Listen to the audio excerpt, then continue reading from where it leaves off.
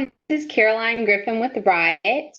Thank you for our virtual lunch and learn session with Tim Sweet of DNA Group about sensors for the Internet of Things.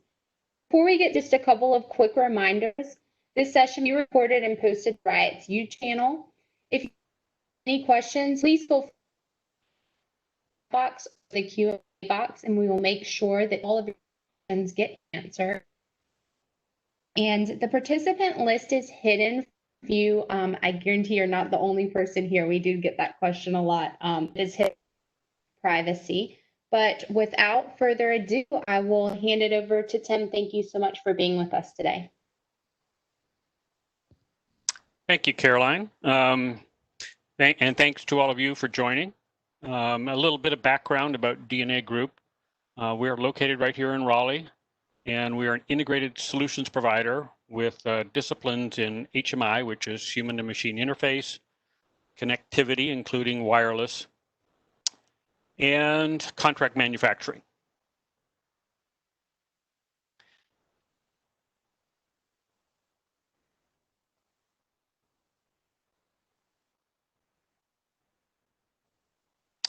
So today's agenda, we're going to focus on sensors, the new paradigm around them. Why did it shift? We'll look at ways in which to take advantage of this technology out there, even if you don't find an exact or good match. We will review a little history, try to put sensors into the larger context of technology trends, then explore the sensor range that is currently available, do a deep dive on some of the technologies, and finally look at how you might move forward.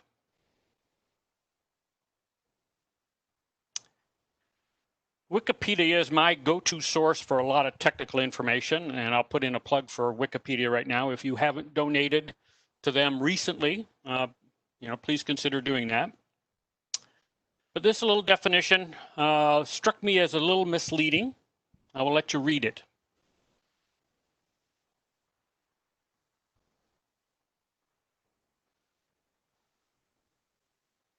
That final phrase in the definition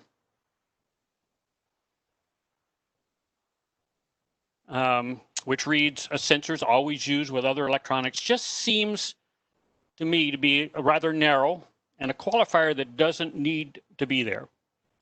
So I went searching for other sites and definitions, and although I could not find a concise phrase, I think that measuring the boundary between the digital and real world is a better placeholder for our discussion ahead. Interestingly, that broadens the scope to include our most common sensors, the ones that are common in nature, including those in our own body.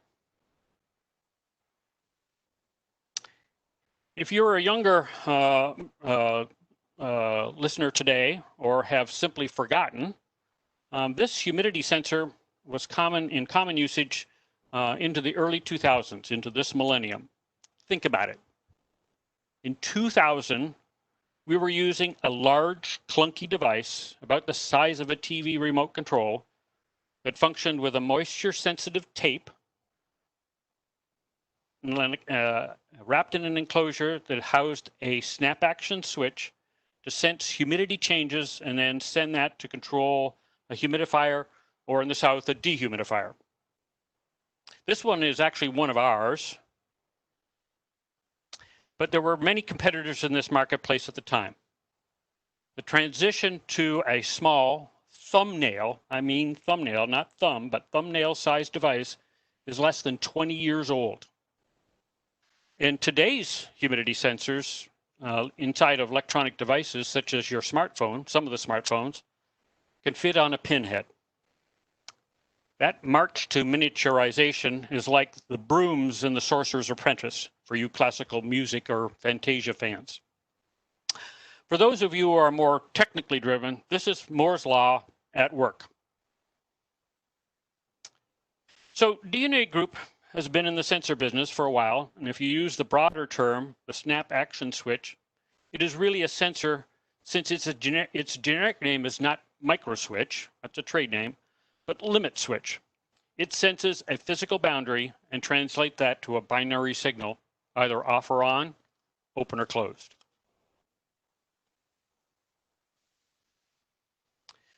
In the bigger context of technology, again, this paragraph from the web on trends sums up a lot of what we are seeing on our daily basis at our customers in our markets as they push their technology boundaries to keep pace with the ever-evolving IoT paradigm. Our very own Riot Group captured this well as they have rebranded themselves not as an IoT community, but as a data economy thought leader. Moore's Law, combined with analytics or AI and the World Wide Web, provides the tsunami we are all riding and hope to earn our livelihood from. The idea of a throwaway sensor 20 years ago just did not exist. I share this next chart again from the web because it is representative of multiple sources that point to the continued growth in the sensor arena that will drive and will be driven by the data economy. The sensor technologies break new boundaries daily, putting them at the core of the data economy, part of this new paradigm.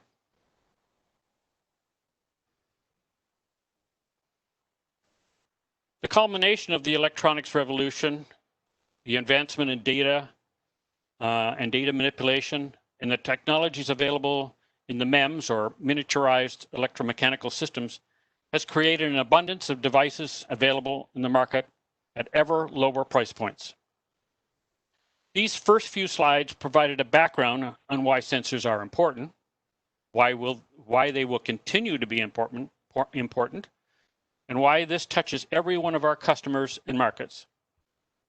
Don't think of sensors as industrial automation devices.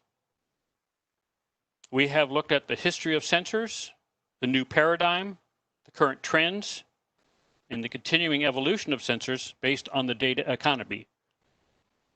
But what is out there right now? Don't try to adjust your screen. I have purposely defocused these pictures for branding issues, but as I will explain, you'll get the idea. If you search for sensors on the web or go to your favorite electronics distributor, such as DigiKey or Arrow or Mauser, I'm not putting in a plug for them, you will literally find thousands and thousands of components. DigiKey, for example, lists over 150,000 in about a dozen categories. But most of these are components. They are specific in what they do, and they are not packaged to meet the real world. They have to be integrated into a device. Protection from the elements, providing power, some way of attaching them to, say, your handlebars or a kitchen appliance, communicating with other devices, all have to be designed and developed around that particular component or set of components.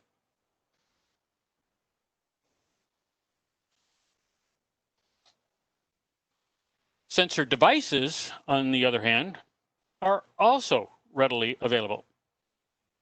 You can even find them on Amazon. But these are developed and packaged to meet certain specifications and environments: industrial, household, healthcare, etc. For actual sensor devices, a web search will yield a similar plethora of product. There are many traditional players that have been making large industrial sensors operating on traditional power levels or power voltages, as well as digital signal levels. But you can quickly get lost in their catalogs trying to decipher the various families and configurations, from everything from a proximity sensor to complex photometric comparators. There are also many new players, such as Adafruit, that drop multiple sensor components onto a development board that you can play with and launch your product with relatively little hardware design. But most of these are packaged and tuned to specific requirements and are priced accordingly. Others, like development boards, have a little bit of everything and again are priced accordingly. Effort will be required to search and sort through the options, develop your specific application, and then put them into production. This is a viable path, but the resources can be lengthy, and the resulting product cost may not meet your targets.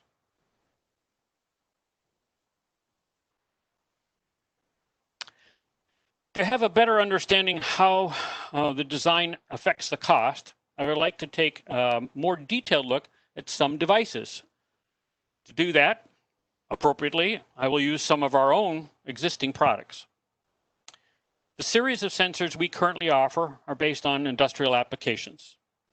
They are focused in 3 technologies: sensing of gases, objects, or liquids. There are other technologies such as motion, accelerometers, gravity, force, photometric, color, positioning, etc. You get the idea. It is not to say we can't and will not be in those areas. We simply just aren't there yet.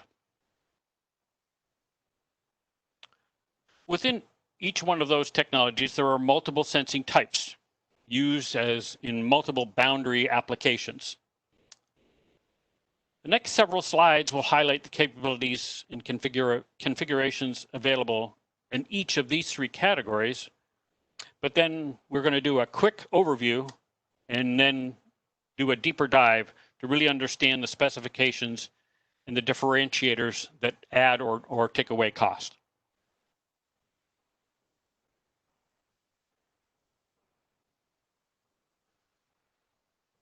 Air or gas sensing is split into 2 types.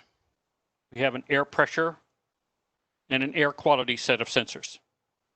Air pressure is used mainly as a motion or position sensor in a conventional pneumatic control system.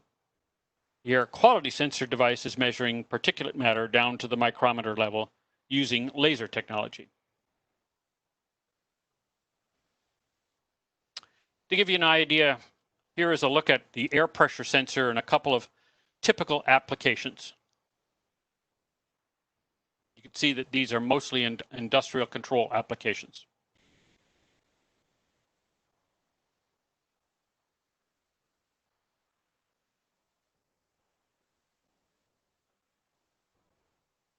We have 2 types of proximity sensors.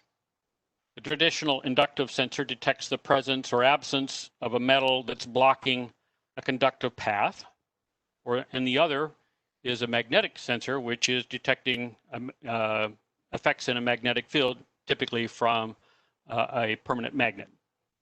All of these are monitoring boundary conditions. These next 2 are variants of proximity sensors designed for very specific applications. One is using an infrared light source and detector to sense motion without physically touching the product, and the other uses a propeller with embedded magnets to detect fluid flow with a Hall sensor built into the housing.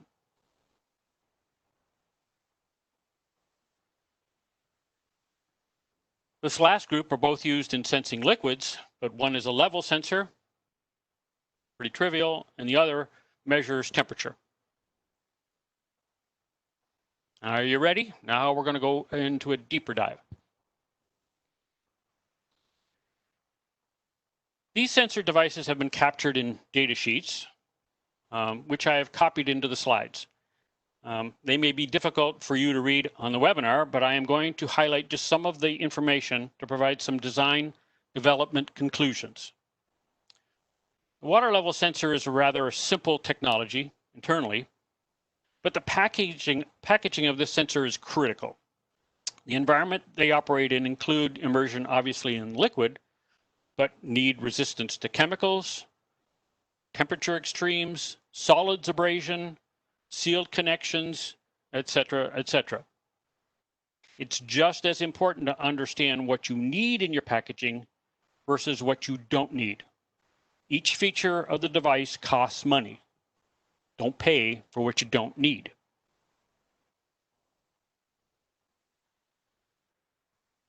The proximity type sensors have a little more complex functionality, and that is provided by circuitry and or a microprocessor built into the sensor. Again, these are designed to specific requirement ranges and are built into a very compact package. Converting the sense signal to a conditioned digital output requires componentry that must be miniaturized and packaged to suit the environment. The magnetic sensor, for example, is about the size of a hearing aid. I'm going to drop out of the presentation mode and show one of the devices on the video. Hang on a second.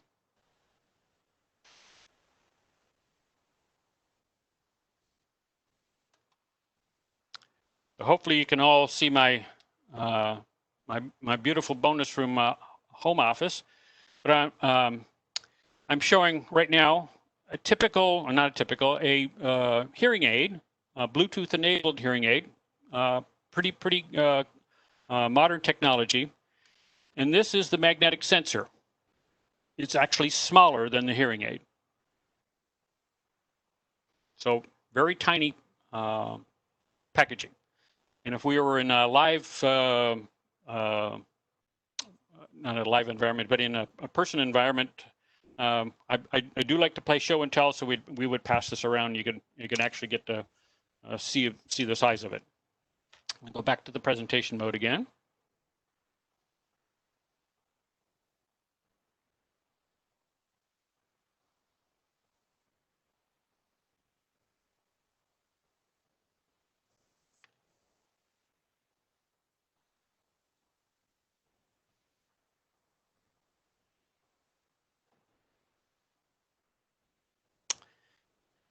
The photometric types of devices become more complex still, requiring a functional block diagram to understand its capabilities, and packaging becomes more complicated as well. The dimensions of the opening have been designed and optimized around a particular size and application.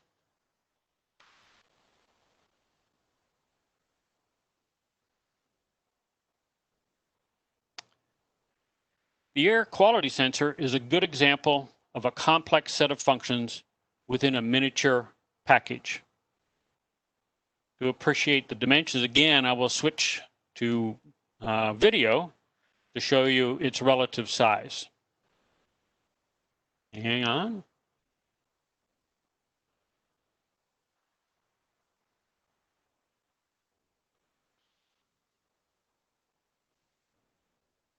Just to give you an idea of the size, compare it again to the hearing aid.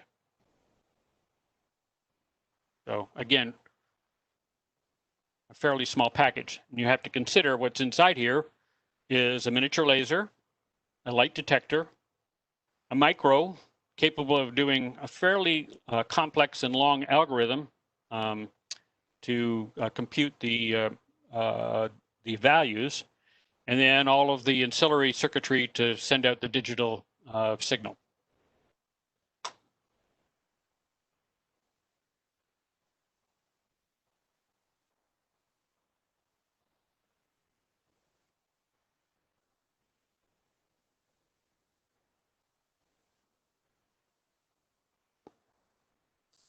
My favorite is the pressure sensor module. It looks and operates much like a little mini control system, typically used in industrial applications. It has a small display with menus and pages and allows the operator to set up the logical outputs of the module. I'm not sure if it has enough computing power to put the Apollo astronauts on the moon, but probably pretty close.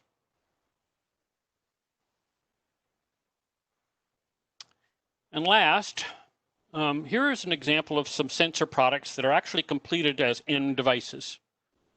These particular products have been developed for Sigfox, but the designs are easily transformed to other LPWAN technologies such as LoRa or NB-IoT, or can be converted to cellular or Wi-Fi. The module is designed to use multiple types of sensors, which can include temperature sensors, CO sensors, accelerometers, etc.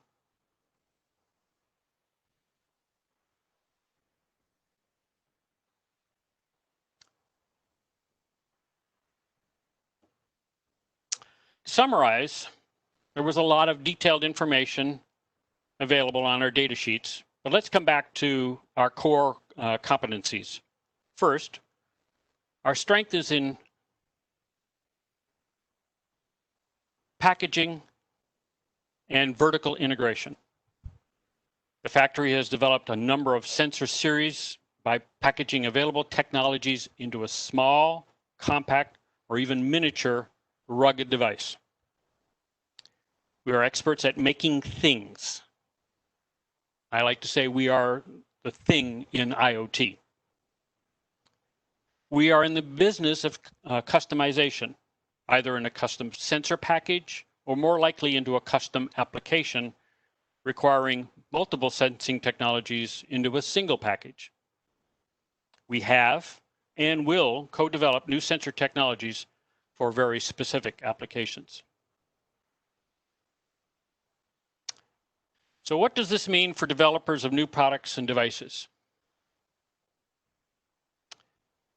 The path from an idea to full product launch is a long and iterative process.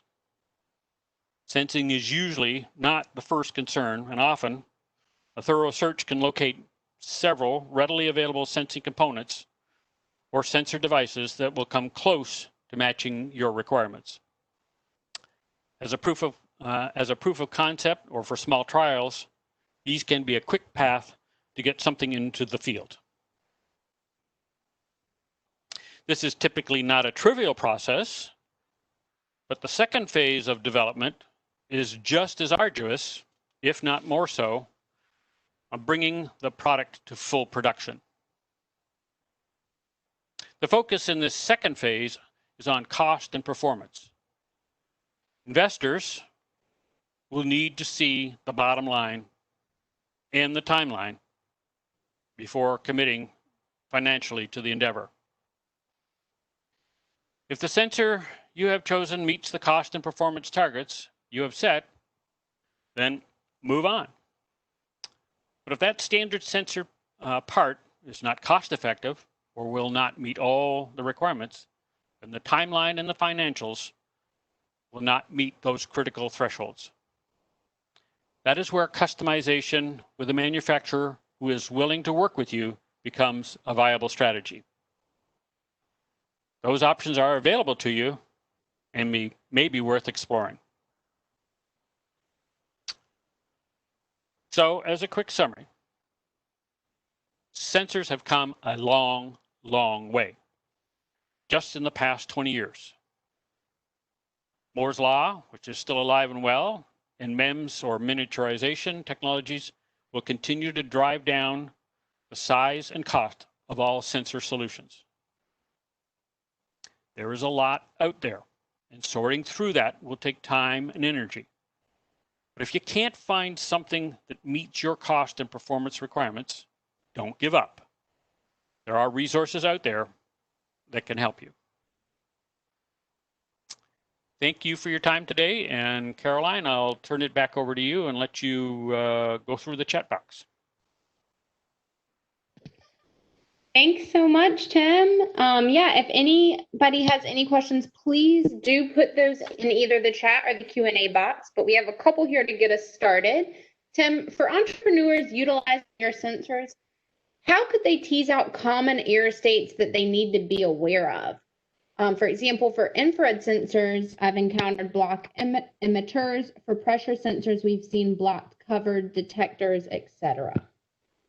Caroline, I apologize, but can you repeat that? You're breaking up a little bit. Oh, I'm sorry, of course. For entrepreneurs utilizing your sensors, how could they tease out common error states that they need to be aware of? I'm sorry, missing the common which? Common error state. Oh, errors. Mm-hmm. Well, one is talking to somebody who understands the technology of the sensor and the application. That's where applications engineers usually fill in that role. So somebody who knows the sensor and understands what application it is being used in can usually very quickly narrow down whether the sensor is actually even going to work in that application or how to what we might call tune it.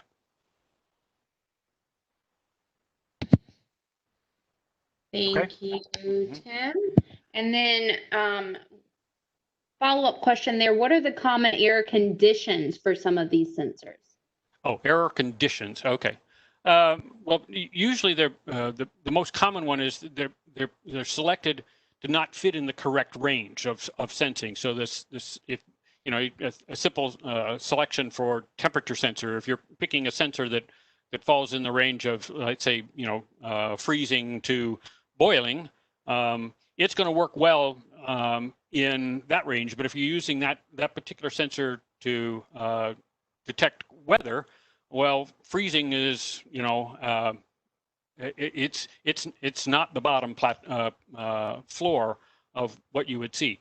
So picking the right variant based on the range of sensing that you're trying to do is probably the most common error. That's helpful. Thanks, Tim. If anybody has any questions, please do put them in the chat box. The next one here, Tim, can you give us a sense for the cost of a typical initial small custom sensor packaging engagement? Well, of course, that varies because the sensing technology sort of drives the engagement. The sensing technology, if it's basically off-the-shelf componentry and simple packaging, then your development time is really the engineering around the package and the time to get that into the manufacturing environment. If new tooling is involved, et cetera, then there's obviously the tooling cost. So they can range from anywhere from $20,000 to $100,000 depending on how complex the packaging would be. If it involves development actually of the sensing technology itself, then of course the costs go up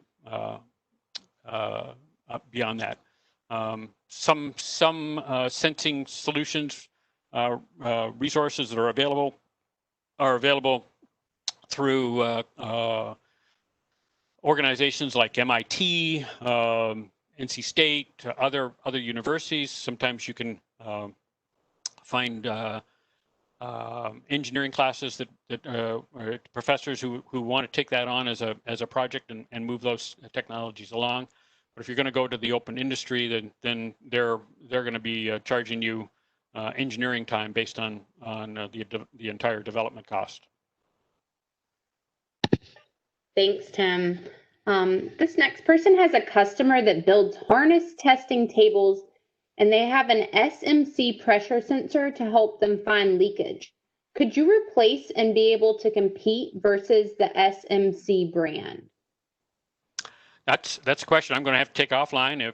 I know the chat box has got that, so Carolyn, you're going to probably have to record that one for me, and I will get that, and then I'll have to return that back to you so you can forward it back to the recipient. I don't have the answer to the top right at the top of my head.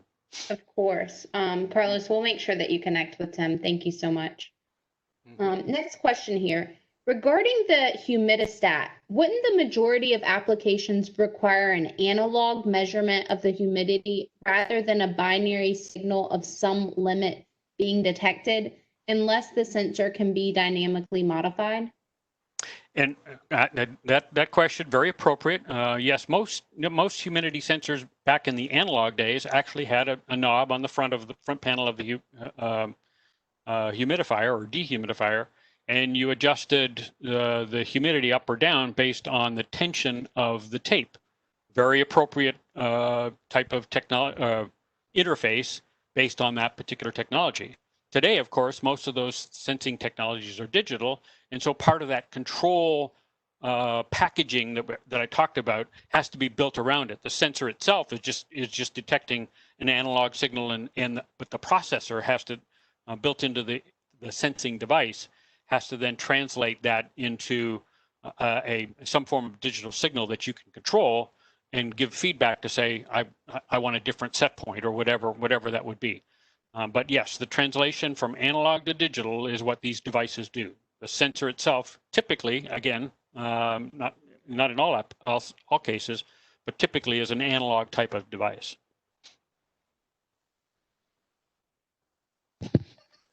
Thank you so much, Tim. Those are all the questions that I'm seeing. We'll stick around for a couple more minutes. If you have questions, please put those in the chat box. But thank you so much for participating today and listening. And Tim, thank you so much for being with us. You're a longtime supporter of Riot, and we're just very thankful to have you in our ecosystem. Okay. Thank you. I'll just hang around for a bit here as well. Awesome. Thank you.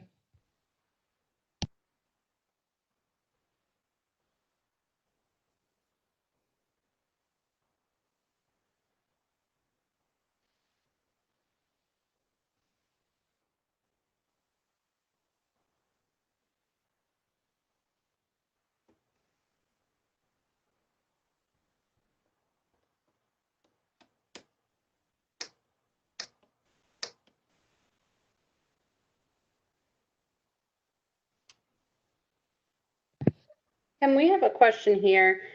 I've seen some organizations use optical sensor and image sensor interchangeably, especially around the use of cameras in public spaces. Is this correct?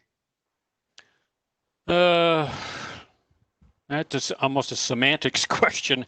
Again, that one, before I give a definitive answer on that, because I may have to do a little bit of homework, but if you could, send that one to me via email, I'll do a little bit of research and get back to you. Off the top of my head, I can't think of a distinction between the two in the larger sense of the definition, but there may be semantics around those two phrases that make them different. So awesome. Arnold, we'll make sure that Tim answers your question. Thanks for joining us today, Arnold. And yes, someone did ask about the slides. They will be included in the video, so we'll make sure you get that. Tim, if you wanted to share the slides just on their own, I'm happy to post those to the meetup page as well. no, we're going to give the presentation to you, Caroline. You're going to put it on the you can put it on your yep. Awesome. Well, cool. Those are all the questions that I'm seeing, Tim. If anyone thinks of anything afterwards and would like to connect with, oh, here's a question that just came in, Tim. Does DNA Group work with tunable MEMS devices, ones that could become frequency sensitive to something with variable tuning, or does the device have a fixed vibration? We don't currently have a device like that. Doesn't mean that we wouldn't develop one, but currently we don't have a device that would work under those type of conditions.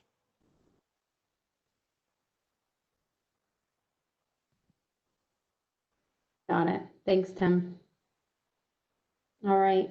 Well, thank you, everyone. If you need help connecting to Tim, please reach out to Caroline at riot.org and I'll make sure you get connected, but we will share the slides and video from today. Thanks so much, Tim. All right. Thanks, Caroline. Thanks, everybody.